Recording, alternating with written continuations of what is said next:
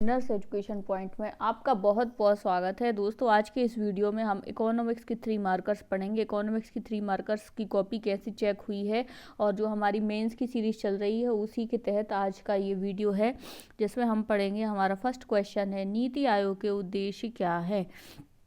नीति आयोग के उद्देश्य, चूंकि दोस्तों इसमें सिर्फ उद्देश्य पूछा है इसलिए हम सीधे टू दी पॉइंट उद्देश्य ही लिखेंगे। नीति आयोग का उद्देश्य है विभिन्न मंत्रालयों व राज्यों के बीच आर्थिक समन्वय स्थापित करना, सहकारी संघवाद को बढ़ावा देना, 15 वर्षीय, 8 वर्षीय, 3 वर्षीय विजन तैयार करना और सरकार के थिंक टैंक के रूप में कार्य करना। ये नीति आयोग के उद्देश्य हैं। इनको इसमें मिले हैं 2.5 मार्क्स। अच्छा आंसर है।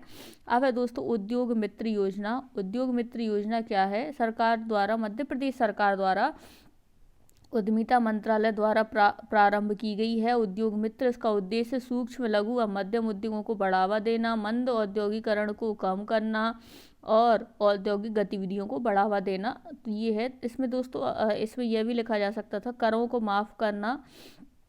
यह भी है। इसमें यह लिखा जा सकता था कि इस योजना का प्रारंभ कब हुआ, इस योजना का प्रारंभ कौन से सन में हुआ, किस जगह से हुआ, किसके द्वारा किया गया।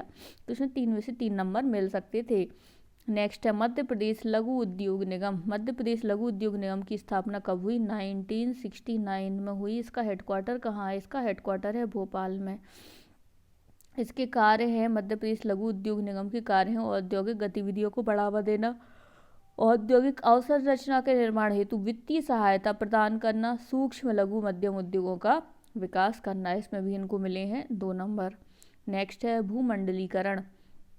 भूमंडलीकरण क्या है दोस्तों? भूमंडलीकरण जो है इन्होंने लिखा है 1991 के बाद के जो है सुधारों को लागू करने की प्रक्रिया। यह गलत है। भूमंडलीकरण की यह परिभाषा नहीं है। भूमंडलीकरण की परिभाषा ये है जब एक देश की अर्थव्यवस्था को विश्व की अन्य अर्थव्यवस्थाओं के लिए खोल दिया जाता है। चूँकि दोस्तों इनको इसमें मिले हैं 0 नंबर। इन्होंने जो है ग्लोबलाइजेशन की सही परिभाषा नहीं लिखी है लागू करने की। इनको सिर्फ इसमें भूमंडलीकरण की परिभाषा लिखनी थी, फिर भूमंडलीकरण के आयाम क्या क्या होते वह लिखना था। नेक्स्ट है हीनार्थ प्रबंधन क्या है? हीनार्थ प्रबंधन है दोस्तों, इन्होंने इसकी परिभाषा भी गलत लिखी है। इसमें इनको 0 नंबर मिले हैं हीनार्थ प्रबंधन में।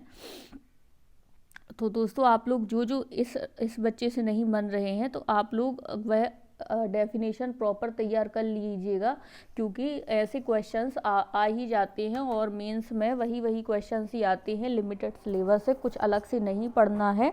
तो जैसे हीनार्थ प्रबंधन आप तैयार कर लीजिए, भूमंडलीकरण की परिभाषा तैयार कर लीजिए, छोटी छोटी परिभाषाएं हैं जैसे उदारीकरण है, निजीकरण है, ऐसी परिभाषाएं आप तैयार कर लीजिए। फिर है नेक्स्ट FTSE। FTSE क्या है? FTSE 100 दोस्तों ये शेयर बाजार से संबंधित है। दोस्तों ये लंदन की जो जैसे हमारे भारत का शेयर बाजार के सूचकांक को निफ्टी और सेंसेक्स में व्यक्त किया जाता है, उसी प्रकार लंदन के शेयर बाजार को FTSE 100 से व्यक्त किया जाता है। शेयर बाजार में निवेश करने वाली 100 बड़ी कंपनियों के द्वारा जारी सूचकांक है FTSE 100। फिर नेक्स्ट है दोस्तों बिटमाइन। दोस्तों ये बिटकॉइन है और बिटकॉइन भी आप बिटकॉइन की परिभाषा तैयार कर लीजिए। और ये बिटवाइन, ये है बिटवाइन।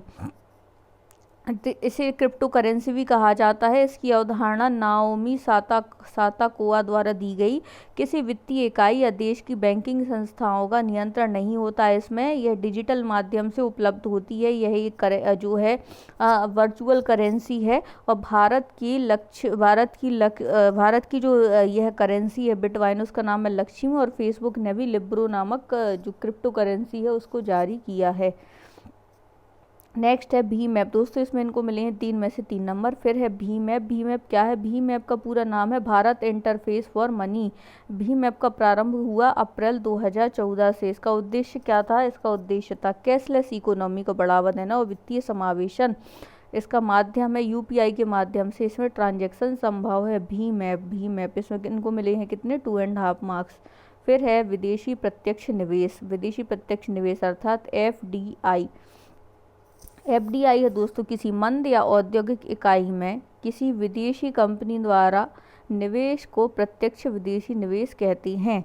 क्या बोला है इन्होंने? किसी मंद या औद्योगिक इकाई में से इकाई में किसी विदेशी कंपनी द्वारा सॉरी किसी इसमें समझ नहीं आ रहा दोस्तों, मंद नहीं है ये, मद है, किसी मद या औद्योगिक इकाई में किसी विदेशी निवेश द्वारा निवेश को प्रत्यक्ष विदेशी निवेश कहते हैं। जैसे मान लीजिए, इसको मैं आपको समझाती हूँ, जैसे हमारा भारत है, भारत में कोई कंपनी है और उसमें कोई विदेशी कंपनी आकर और उसमें इन्वेस्टमेंट करना चाहे, उसको ग्रो करना चाहे, तो ऐसे निवेश को हम प्रत्यक्ष विदेशी निवेश कहेंगे। प्रत्यक्ष विदेशी निवेश कौन कौन से क्षेत्रों में है, जैसे बीमा है, पेंशन, रक्षा, उड्डयन, इनमें 100% तक FDI को बढ़ावा दिया है। और इससे लाभ क्या होता है दोस्तों, चूंकि विदेशी कंपनी हमारे भारत में आएगी, यहाँ के लोगों को रोजगार देगी और विदेशी पूंजी आएगी, तो हमारी भारत में जो विदेशी मुद्रा भंडार है उसका विकास होता है। फिर नेक्स्ट है प्रधानमंत्री ग्राम सड़क योजना। प्रधानमंत्री ग्राम सड़क योजना का प्रारंभ सन 2000-2001 में हुआ। इसके अंतर्गत इस ग्रामीण क्षेत्रों में 12 सड़कों से जोड़ना है। इसका प्रधानमंत्री ग्राम सड़क योजना का उद्देश्य क्या था कि ग्रामीण क्षेत्र को 12 सड़कों से, 12 सड़कों का मतलब होता है दोस्तों जो सभी मौसमों में कारगर रहें ऐसी सड़कें। और इसका लक्ष्य है 2025 तक सभी ग्रामों में सड़कों का निर्माण। अब तक 2824 किलोमीटर सड़कों का निर्माण हो चुका है। इतनी सड़कों का निर्माण हो चुका है प्रधानमंत्री ग्राम सड़क योजना के तहत, इतने किलोमीटर सड़कों का निर्माण हो चुका है। तो ऐसे आप जब तथ्य डालेंगे तो आपको नो डाउट अच्छे नंबर मिलेंगे। फिर है दोस्तों आधारित संरचना, बेस्ड स्ट्रक्चर, या फिर आधारभूत संरचना भी आप इसे कह सकते हैं। तो यह अर्थव्यवस्था के विकास का मापक है। इसके तहत सड़क, बिजली, परिवहन, आवास, स्वच्छता आदि को आधारित संरचना में शामिल किया जाता है। इसके तहत क्या क्या कार्यक्रम है, इसके तहत स्वच्छ भारत अभियान, प्रधानमंत्री Awas Yojana, smart city mission और प्रधानमंत्री सड़क योजना, यह आधारित संरचना के भाग हैं। फिर नेक्स्ट है दोस्तों सेज है स्पेशल इकोनॉमिक जोन। इसमें सबसे पहले इनको परिभाषा लिखनी चाहिए, मतलब जो है फुल फॉर्म लिखना चाहिए। SEZ is equal to special economic zone. SEZ नीति 2005 के अंतर्गत 2005 में आई। इसके तहत सेज में क्या किया जाता है, रोजगार संवर्धन, निर्यातोन्मुखी सुविधा, औद्योगिक गतिविधियों का संचालन किया जाता है। भारत में सर्वप्रथम सेज जो है स्पेशल इकोनॉमिक जोन कहाँ निर्मित हुआ, गुजरात में, और मध्य प्रदेश में सर्वप्रथम इंदौर व पीथमपुर में, पीथमपुर धार में है, इंदौर और पीथमपुर में हुआ।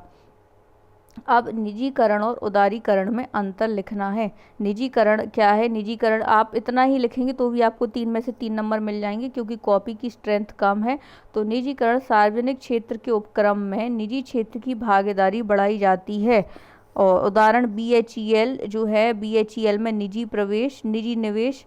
और उदारीकरण है लाइसेंस प्रणाली को समाप्त कर औद्योगिक गतिविधियों को सरल बनाया जाए। लाइसेंस मतलब इसमें ये क्या, देश की जो जटिल कर व्यवस्था है या फिर औद्योगिक नीति है उनमें सरलता लाई जाए। इससे क्या होगा, इससे प्रतिस्पर्धा में वृद्धि होगी।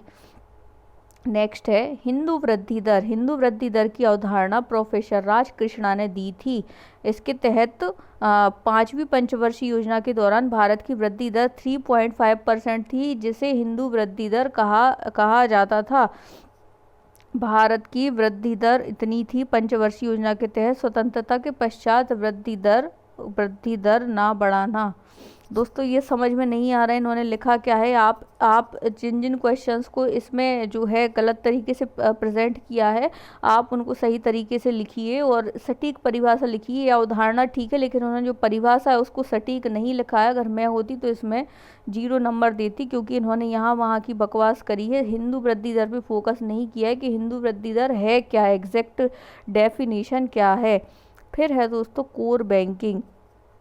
कोर बैंकिंग की परिभाषा इन्होंने नहीं लिखी है, जबकि इन्होंने बस इसे टाल दिया है। तो कोर बैंकिंग की परिभाषा लिखनी है कि कोर बैंकिंग किसे कहा जाता है, कोर बैंकिंग के घटक क्या है। दोस्तों आज के इस वीडियो में हमने जो है 3 मार्कर्स का अध्ययन किया है। दोस्तों आपके द्वारा इस सीरीज़ को पसंद किया जा रहा है तो हम इस सीरीज़ को लगातार आपके लिए लाएंगे। साइंस और इकोनॉमिक्स पर विशेष फोकस करके आपके लिए क्वेश्चंस लाएंगे ताकि आपकी अच्छी से अच्छी प्रिपरेशन हो सके। अभी भी दोस्तों अगर आपको मुख्य परीक्षा के नोट्स नोट्स से संबंधित कुछ भी क्वेरी करनी हो डिस्क्रिप्शन बॉक्स में आप कर सकते हैं और डेमो नोट्स भी देख सकते हैं। तो एक बार ज़रूर आप नोट्स से पढ़ के देखिए, आपको टू दी पॉइंट आपको सेम क्वेश्चंस आपको टेस्ट में मिलेंगे और आपसे बहुत अच्छे से आपकी प्रिपरेशन हो जाएगी। और निःशुल्क टेलीग्राम चैनल पर भी जुड़ जाइए ताकि आपको इन सभी वीडियो की फ्री PDF मिले। तो दोस्तों थैंक यू फॉर वॉचिंग। इस वीडियो की फ्री PDF आपको निःशुल्क टेलीग्राम चैनल पर आज शाम को उपलब्ध हो जाएगी। विनर्स एजुकेशन पॉइंट इसी नाम से आप चैनल का सेम लोगो है, उसको आप ज्वाइन कर लीजिए।